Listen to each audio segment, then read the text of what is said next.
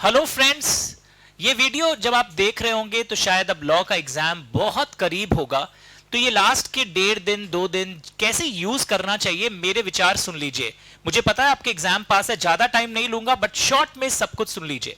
Step number 1, आज कोई भी अनसीन क्वेश्चन नहीं करोगे। कहीं किसी व्हाट्सएप ग्रुप या टेलीग्राम में कोई क्वेश्चन सर्कुलेट होगा, अनसीन मतलब कि जिसके आंसर्स भी ना हो, सॉल्व्ड ना हो, उस पर पीएचडी और स्पेक्यूलेशन के लिए नहीं निकलोगे और उस पर रिसर्च वर्क नहीं करोगे कि इसका आंसर क्या होगा। आज वही क्वेश्चन आंसर्स आपको करना है जिनके आंसर्स भी छपे हुए हो या जिनका आंसर्स आपको कोचिंग में करवाया हुआ हो। Don't do any new question today. New question वाला अगर आंसर के साथ हो तो ऑब्जर्व करिएगा। स्टेप नंबर 1, मेरा ये मानना है, ये जो सुपर 100 लॉ क्वेश्चंस वाला बुकलेट था ये तो आपने कर ही रखा होगा, और इसको जब आपने करा होगा तो आपने कुछ लिखा होगा, ट्रिकी, टिपिकल, डिफिकल्ट, ऐसा आप करोगे। My approach is little different. मैं चाहता हूं कि एग्जाम के एक दिन पहले आप सबसे पहले अदर लॉज को पिक करिए। Please listen to me carefully. पहले अदर लॉज करिए, बिकॉज अदर लॉज में सिर्फ 4 चैप्टर है और 4 चैप्टर 40 मार्क्स। और कंपनी लॉ पिक करते हो तो आपको बहुत सारे दिखाई देते हैं, सब पार्ट्स करते हुए भी आप देखोगे आपको दिखाई देने लगते हैं कि वहां पर 18-20 सब पार्ट्स है। तो पहले ये 4 चैप्टर करो। Number 1, interpretation of statutes. आप पहले इंटरप्रिटेशन ऑफ स्टैट्यूट्स कर लीजिए। इसको करने का बेस्ट स्टाइल क्या होता है, मेरे से वापस सुन लीजिए। ये डायरेक्ट क्वेश्चंस आते हैं यहां से, और जब आपने रिवीजन किया होगा तो मैंने टिपिकल डिफिकल्ट लैंग्वेज ऐसा कुछ लिखवाया होगा। और उसके अलावा इंटरप्रिटेशन जब करो तभी इंटरप्रिटेशन के एमसीक्यूज इतने गंदे होते हैं कि अगर आपने वापस नहीं देखा है तो आपको मुश्किल आ जाएगा। सर किस एमसीक्यू की बात कर रहे हैं आप? जो भी इस वीडियो को देख रहा हो मुझसे मंगवा लीजिएगा। इंटरप्रिटेशन ऑफ स्टैट्यूट्स की एमसीक्यू विद आंसर्स वाला एक पीडीएफ भी है, तो कोई बात नहीं, आज अनसॉल्व नहीं करना, आंसर पढ़ते रहो, जल्दी जल्दी करते रहो। उससे आपके 4 मार्क वाले जो आंसर्स हैं इंटरप्रिटेशन के वो भी बेटर हो जाएंगे। एक अनकॉमन टॉपिक आरटीपी में आया था, विदाउट प्रेजुडिस को एग्जाम्पल के साथ समझाना, तो ये जरूर प्रिपेयर कर लीजिएगा या मुझसे एक ऑडियो मंगवा लीजिएगा इफ यू हैव मिस्ड।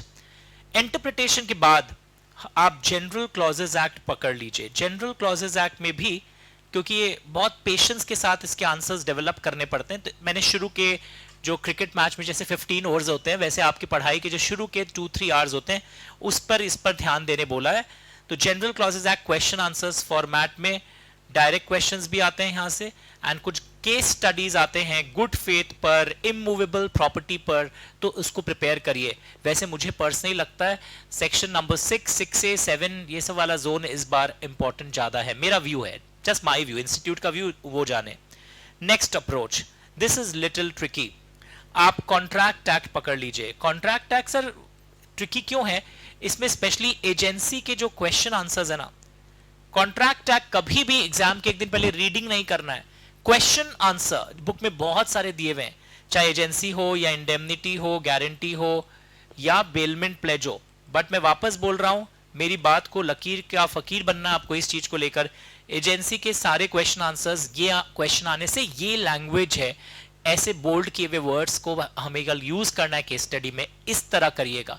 अगर आप प्लेन रीडिंग शुरू कर दोगे ना, difference between indemnity and guarantee, difference between bailment and pledge, time kill होगा पर कुछ आनी जानी नहीं होगा।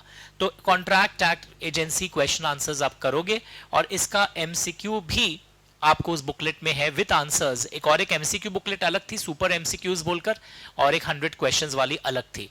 तो कॉन्ट्रैक्ट भी हो गया, एंड मैं वापस बोल रहा हूं अपना समझकर, एजेंसी वाला करना बहुत जरूरी है।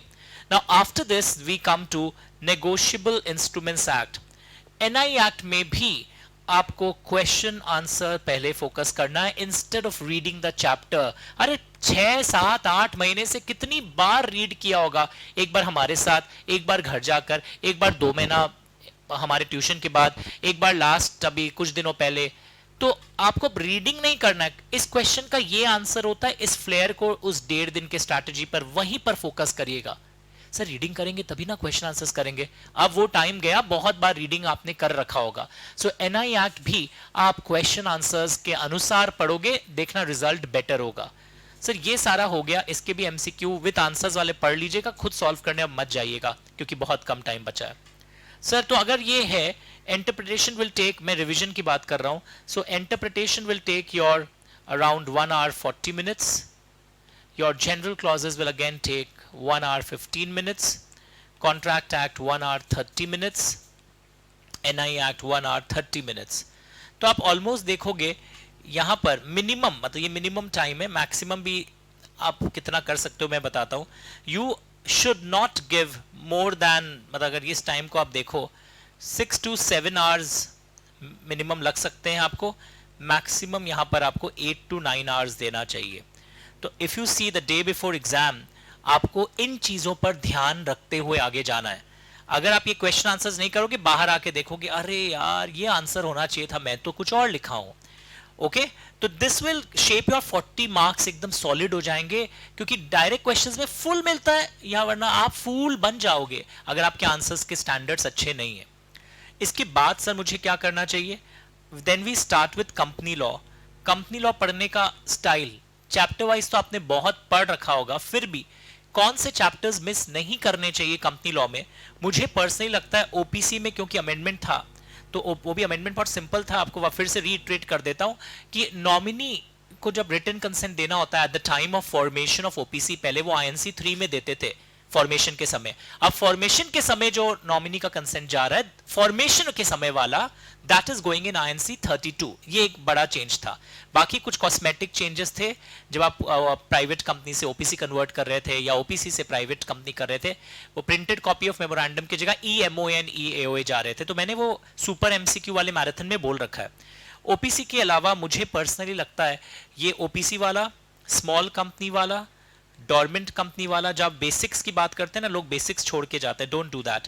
प्रमोटर का डेफिनेशन, KMP का डेफिनेशन, ऑफिसर इन डिफॉल्ट का डेफिनेशन एंड रिलेटेड पार्टी का डेफिनेशन, क्योंकि ये कंपल्सरी पार्ट में रिफ्लेक्ट हो सकता है, so you should do it properly.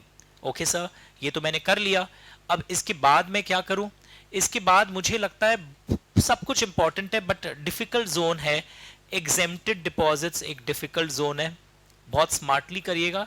Okay, if time permits I will again record a fresh small recording for exempted deposits and send in your WhatsApp group. Exempted deposits के अलावा sir मैं क्या करूं?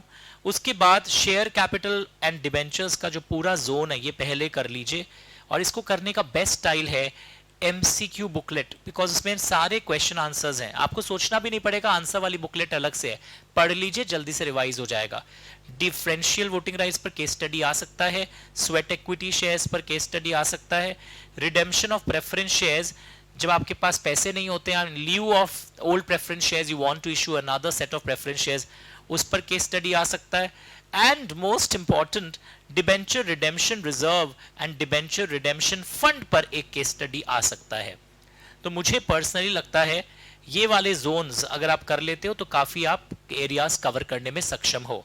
उसके अलावा एक अनकॉमन जोन है जो स्टूडेंट्स इग्नोर करते हैं, but I would say please do इस बार, registers and returns. registers and returns, basically section 88, 89, 90 SBO, ये वाला जोन नेग्लेक्टेड है, यहां से क्वेश्चंस करके रखिएगा. यहां पे हम लोग FGT 1, 2, 3 पढ़ते हैं. फॉरेन रजिस्टर अगर आप मेंटेन करते हैं तो उसकी एक डुप्लीकेट रजिस्टर इंडिया में भी मेंटेन करनी पड़ती है, ऐसा भी पढ़ा होगा आपने. एंड जब भी आप किसी मेंबर को अलॉट करते हैं, विद इन 7 days उसका डिटेल्स रजिस्टर ऑफ मेंबर्स में एंटर हो जाना चाहिए.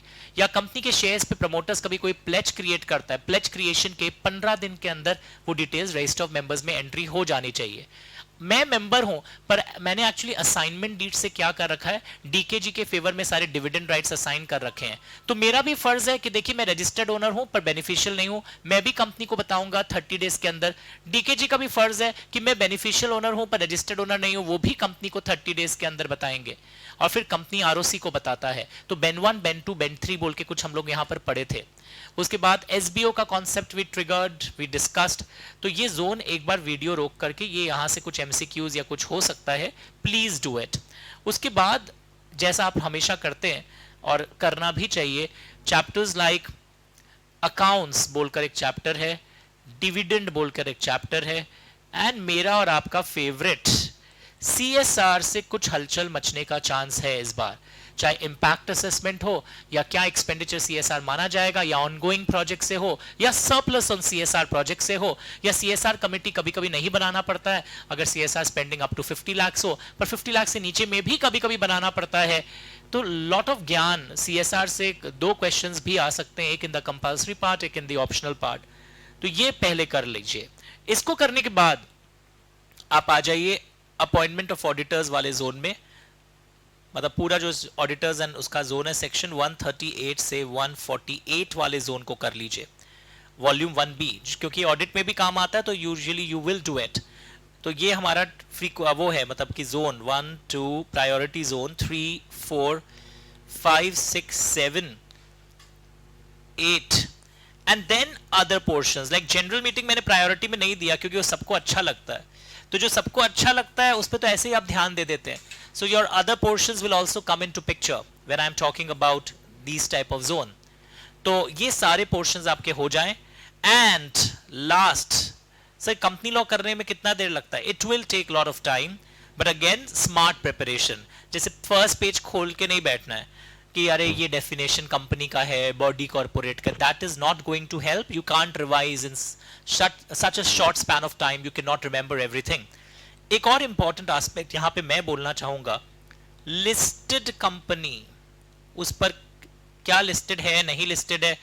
एंड एक पॉइंट प्राइवेट प्लेसमेंट में ना एक अमेंडमेंट था पिछले साल कि आप अगर कोई ऐसे रेसिडेंट को अलॉट कर रहे हैं जो कि इंडिया के साथ लैंड बॉर्डर शेयर करता है, ऐसे कंट्री का है, तो आपको मिनिस्ट्री ऑफ होम अफेयर्स का अप्रूवल भी चाहिए होता है। याद आ रहा है ऐसा कुछ? फिर क्यूआईबीज को आप देते हैं तो बार बार एसआर प्राइवेट प्लेसमेंट में पास नहीं करना है। तो ये बहुत कुछ था। और कंपनी लॉ पढ़ने का बेस्ट स्टाइल है एमसीक्यू के क्वेश्चन आंसर्स पढ़ते हैं ना, तो बहुत सारे केस स्टडीज भी उन्हीं वन लाइनर्स पे रिवॉल्व करते हैं। तो please please do that MCQ booklet, question answers मंगवा लीजिए, मेल्स चेक करिए, बिकॉज हमने बहुत सारे स्टूडेंट्स को कैलकाटा में मेल किया था, मतलब ऑलमोस्ट कई डेटा हमने आपके फ्रेंड्स और से लिया था कि जो हमसे नहीं भी पढ़ते हो, तो all of you should check the mail, by chance आपके पास भी ये प्रसादी आया हो तो प्लीज चेक योर मेल्स, ताकि बहुत सारे स्टूडेंट्स को इसका बेनिफिट मिल सके। तो ये मैंने बोला था 8 to 9 आवर्स, यानी आप फर्स्ट डे जब अकाउंट्स एग्जाम देके गए तो अदर लॉज हो गया, और ये कंपनी लॉ आप सुबह चालू किए होंगे 7 बजे के आसपास, मैं अज्यूम कर रहा हूं, तो this should be over by 4 PM 5 PM। Okay, 5 PM 6 PM तक आपका कंपनी लॉ भी हो जाना चाहिए। सर ये कंपनी लॉ भी हो गया, अदर लॉज भी हो गया, तब तो मैं पूरा फ्री हूं शाम को। अब आपको क्या करना चाहिए, वापस से आरटीपी पढ़ने की दरकार नहीं है, सुपर 100 एमसीक्यूज पे फोकस करिए। कुछ पेनल्टीज के लिस्ट थे, कुछ टाइमलाइंस की लिस्ट थे, मैंने सुपर 100 एमसीक्यूज वाले मैंने करवाए थे, कुछ साइनिंग कि कौन साइन करता है, कुछ फॉर्म नंबर्स जो बहुत पॉपुलर वंस हैं जो एमसीक्यूज में आ सकते हैं। तो अब अपने वीक एरियाज को आइडेंटिफाई करिए मिक्स्ड बैग पैटर्न में, understood? And please see the last 2 terms question paper once with answers, जो पीडीएफ सजेस्टेड आंसर्स के डाउनलोड अपलोडेड होते हैं, तो कंफर्ट आ जाएगा कि क्वेश्चन 1 में यूजुअली क्या मिक्स्ड बैग आता है, 2 में क्या है, 3 में क्या है। तो एक बार वो पिच इंस्पेक्शन भी किया हुआ होना चाहिए, जिस पिच पर आप खेलने वाले हैं 3 hours, you must have done those things. तो लॉ का पेपर आराम से अच्छा होगा, बट स्ट्रैटेजी बनाना पड़ेगा। एक गलत स्ट्रैटेजी से फिर कई बार यूजुअली यही कंप्लेन आता है, मैं पूरा रिवाइज नहीं कर पाया सर, पढ़ा था सर, पर पूरा एग्जाम के एक दिन पहले पढ़ नहीं पाया ना, परफॉर्मेंस खराब हो गया। तो जब आपको पता ही यही होने वाला है, तो अपने इसको अवॉइड करने के लिए इस तरह स्ट्रैटेजी बनाएंगे। Understood everyone? And most important, एक लास्ट के जो 5-6 घंटा बच रहे हैं, मैंने ICAI का लॉ का केस सिनेरियो मैट पूरा सॉल्व करके वीडियो के साथ आपको करवाया था। तो ये उसमें जो आपने मार्क किया होगा इंपॉर्टेंट, वो वापस आखिरी में फिर से झलक डाल लीजिए। वैसे उसके सारे अच्छे क्वेश्चंस मेरे MCQ सुपर MCQ मैट में भी डाले हुए हैं, but still you should do that. और अच्छा अगर हो, और अगर लगे कि रैंक में मेरा भी कुछ हिडन कंट्रीब्यूशन था, तो just message me, motivate me, ताकि मैं और वीडियोस जोश के साथ बना सकूं। All the best. फिर भी कोई क्वेरी हो तो 9830259002 पर आप कर सकते हैं। ऑडिट के लिए भी एक रिवीजन आपको मिल जाएगा ऐसा ही। Okay, thank you so much.